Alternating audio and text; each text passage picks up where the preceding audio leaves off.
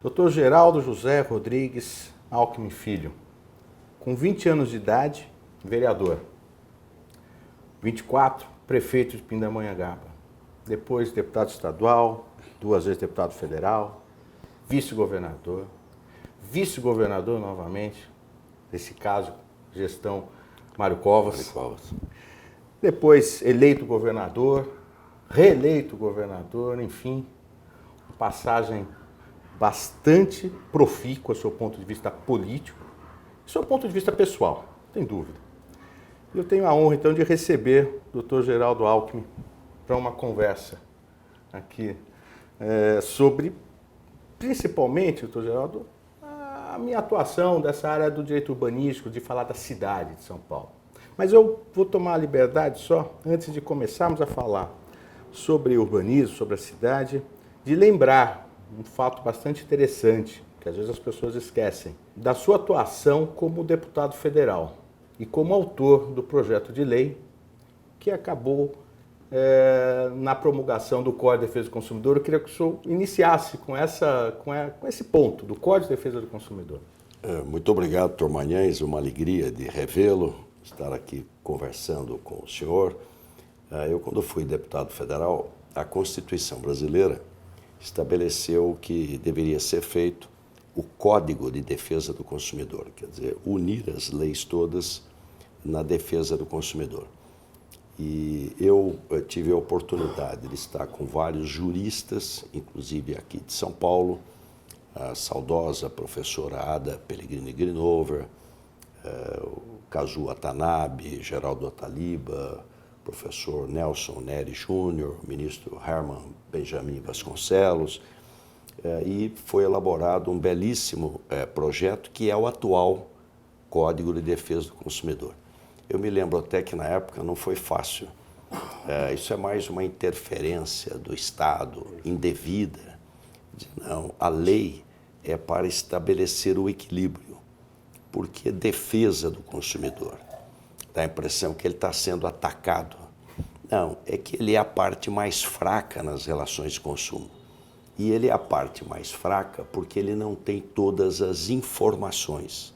Se eu vou num dentista e ele diz que eu tenho que tratar o canal, eu não tenho o mesmo nível de informação que ele.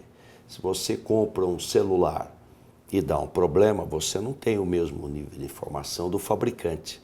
Então a lei é exatamente para estabelecer o equilíbrio, para poder garantir os direitos do mais fraco, ou seja, aquele que tem menos informação sobre o produto que adquire ou sobre o serviço que adquire.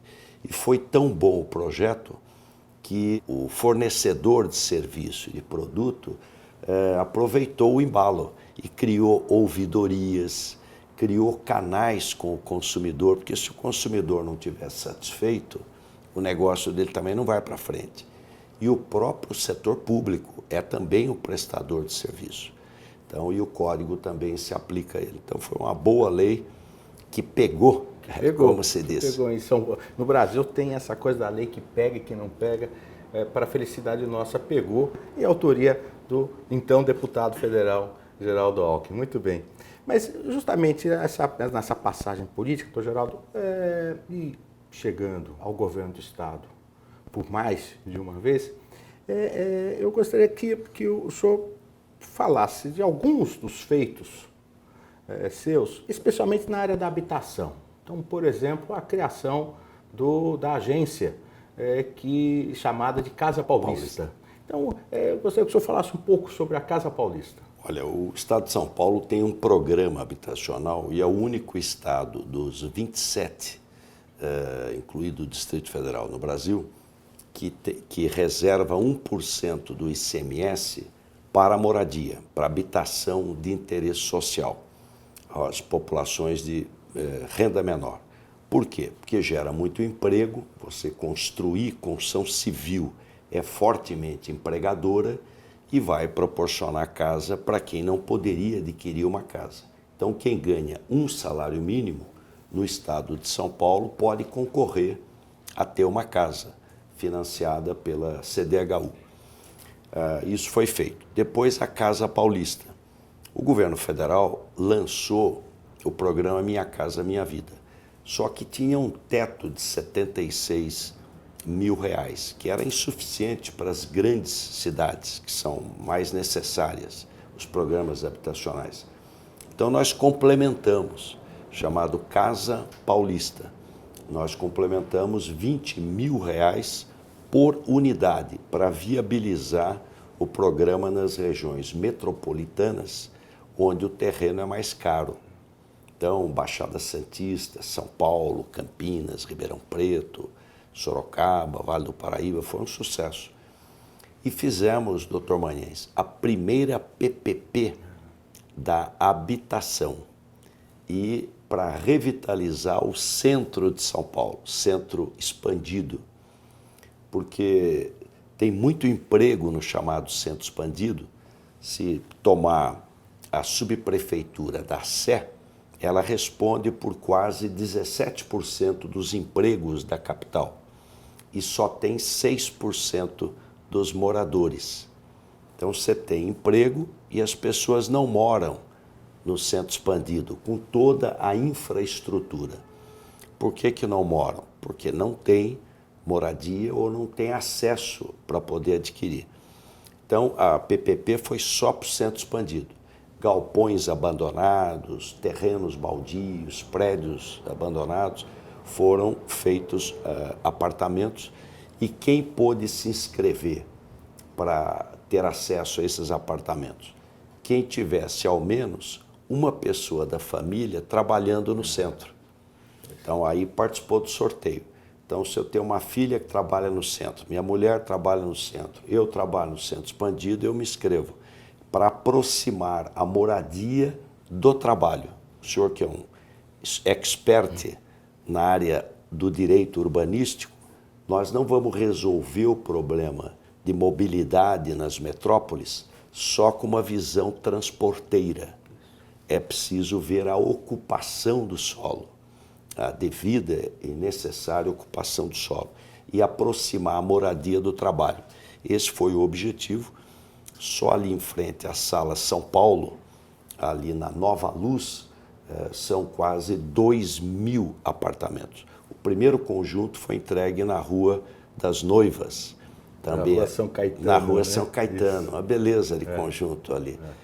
128 apartamentos, mas são mais de 3.000 ao todo. É bem interessante a questão das PPPs, porque, na verdade, ela potencializa um mercado, traz como protagonistas pessoas que estavam aleijadas do processo de produção de unidades habitacionais de interesse social e tem esse conceito, que é um conceito moderno, da cidade compacta, ou seja, trabalhar, morar e ter o lazer, tudo muito próximo, para evitar exatamente o deslocamento. Então, realmente, esse foco que o seu governo deu de instituir as PPPs como um instrumento de viabilidade para a produção de habitação social, parece que é a equação correta, que deveria ser ainda mais estimulada. E esses conjuntos, doutor Manhães, embaixo é comércio. Isso, interessante. Então você tem na parte térrea toda comércio.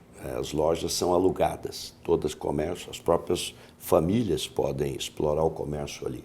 Creche, no caso ali, escola de música, o prédio da escola de música, então você tem equipamentos públicos, tem o comércio embaixo, tem área verde, ficou muito bonito o projeto. E o setor privado, ele constrói, ele entrega e ele opera vamos dizer, a manutenção durante 20 anos. A gestão de tudo durante 20 anos. Muito bom. Então é uma PPP, uma parceria público-privada.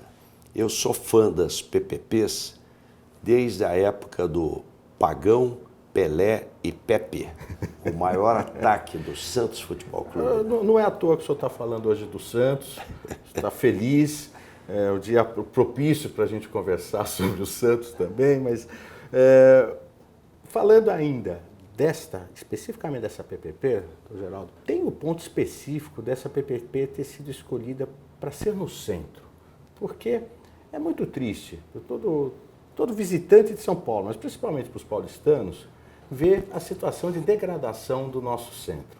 centro tão bonito do seu ponto de vista arquitetônico, cada prédio que causa orgulho, totalmente numa situação de degradação. Então, assim, o fato de estar levando, ter levado essas construções de interesse social, de habitação para o centro, é importante. E parece que tem outros projetos também, justamente para estimular a retomada do nosso centro lá. Exatamente. É uma região que tem tudo, tem metrô, tem trem, tem telefonia, tem saneamento, tem toda a infraestrutura e que precisa ser habitada. Aliás, nós só vamos recuperar o centro se as pessoas voltarem a morar no centro, porque senão à noite fica vazio e a segurança piora. Então precisa trazer as pessoas para voltarem a morar no centro, que é uma região muito agradável. Então, quando o Banco Itaú, no começo da década passada, eu era governador em 2004, o Banco Itaú mudou, saiu ali da Boa Vista, nós compramos ali, aquilo ia ficar fechado, compramos 9 prédios, 9 prédios. E nós pagávamos aluguel nos jardins, aluguéis caríssimos. Então nós levamos secretarias de Estado, empresas, tudo para o centro. Foram 2.000 funcionários que passaram a trabalhar no centro. Adoraram, porque estavam do lado da estação de metrô. Do lado da estação de metrô, foi ótimo. E revitalizou ali aquela região da Boa Vista, 15 de novembro, toda aquela região ali. Então foram mais de 2.000 funcionários e o governo pagou os 9 prédios com o que gastava de aluguel na região dos Jardins. Uma outra iniciativa, Tormanhães, foi na área da saúde. Há um problemão hoje no Brasil inteiro, nas grandes cidades, que são as cracolândias. Toda cidade tem uma região que, infelizmente, as pessoas com drogadição se juntam ali. Você tem inúmeros locais que agregam essas pessoas em situação muito dolorosa. O Brasil, infelizmente, é hoje o maior consumidor de crack e de cocaína do mundo. Não é passagem, é consumo. É um problema de saúde pública extremamente grave. É preciso dar mão para esse jovem. A vítima é um jovem do sexo masculino e de baixa escolaridade, que estudou pouco. Então, nas regiões mais pobres, como o Nordeste, explodiu a violência. Por quê? Por causa da droga. A vítima da droga é um jovem do sexo masculino e de menor escolaridade. Então, nós precisamos recuperar essa região. Então, fizemos lá os prédios para atender essa população com bom resultado. Lá o Cratode também no Bom Retiro. E estamos fazendo, está em obra, indo muito bem, o Hospital da Mulher. Então nós vamos ter um quarteirão inteiro ali na antiga Cracolândia, perto da Rua Senador Dino Bueno, ali perto da Sala São Paulo, Estação da Luz. Nós vamos ter o novo Hospital Pérola Baiton, o Hospital da Mulher. Vai gerar muito emprego. É uma referência, né? O Hospital Pérola Baiton é uma maravilha. E está na Brigadeiro Luiz Antônio, num prédio alugado, antigo, inadequado. Então vai para um prédio muito maior, poder ampliar os serviços e moderníssimo. É uma PPP também. Aliás, essa PPP que nós fizemos, primeira do Brasil também, são 3 hospitais. São José dos Campos, pronto e operando. É um espetáculo. Na beira da Dutra, atende o Vale do Paraíba e retaguarda para trauma. O Hospital de Sorocaba, operando, funcionando. Na beira da Raposo Tavares, também para atender a região de Sorocaba e a rodovia, Castelo Raposo ali. E o terceiro é São Paulo, que é lá na Cracolândia.